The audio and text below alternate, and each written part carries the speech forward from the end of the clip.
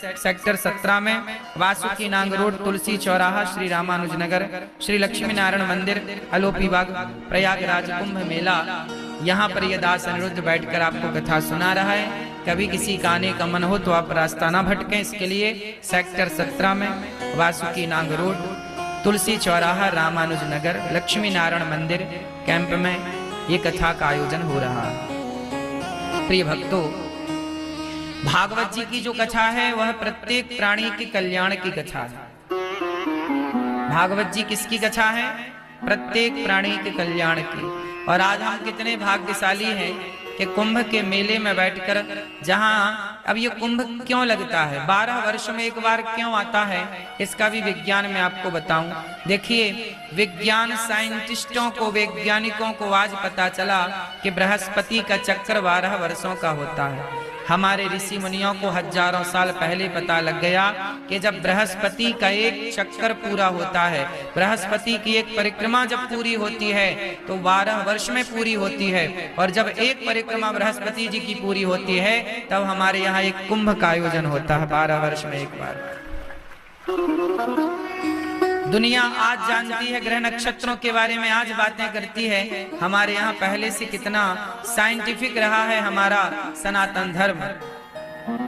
हजारों साल से ये परंपरा चली आ रही है। जानते हैं कुंभ का मेला कब से चला आ रहा है?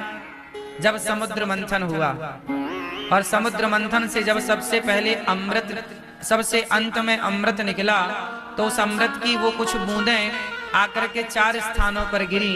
उन 4 स्थानों में एक स्थान है प्रयागराज। जब प्रयागराज जी में अमृत की बूंदें गिरी तो यहाँ पर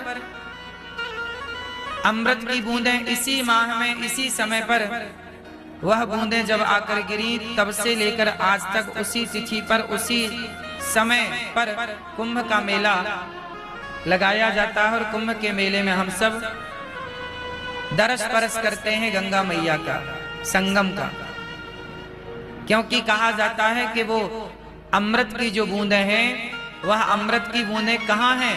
आज भी वह अमृत की बूंदें हम सबके भीतर अमरता भर रही हैं। कौन सी अमरता? आज तक कौन व्यक्ति अमर हुआ? देखो, इस पूरे कथाक्रम को मैं आपको बहुत सहजता और सरलता से समझाऊं तो बहुत प्रेम से समझना पड़ेगा समुद्र मंथन को।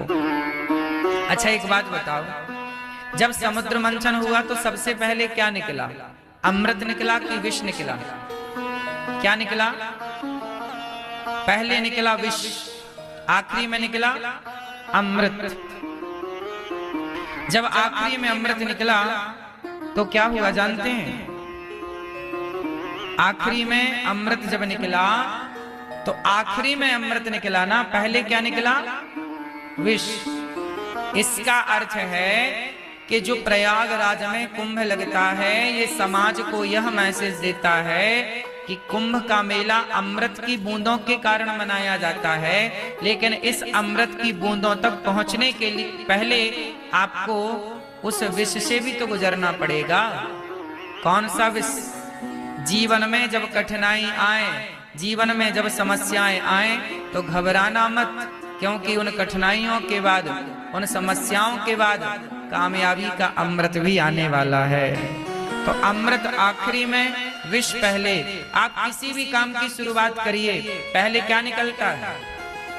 पहले आपको बुराइयां मिलती हैं। आप बिजनेस करेंगे तो पहले असफलताएं मिलेंगी।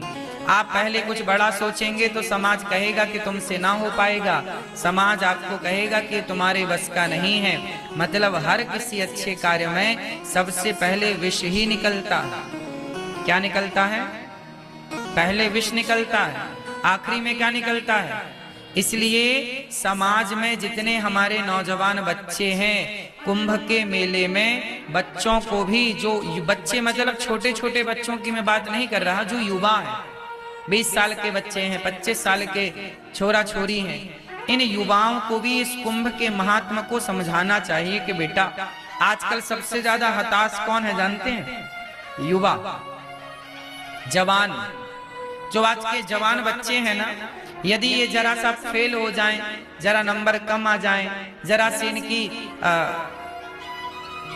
कोई तरक्की में, कोई आगे कामयाबी में जरा सी बाधा आ जाए तो आजकल के बच्चे रोने लग जाते हैं।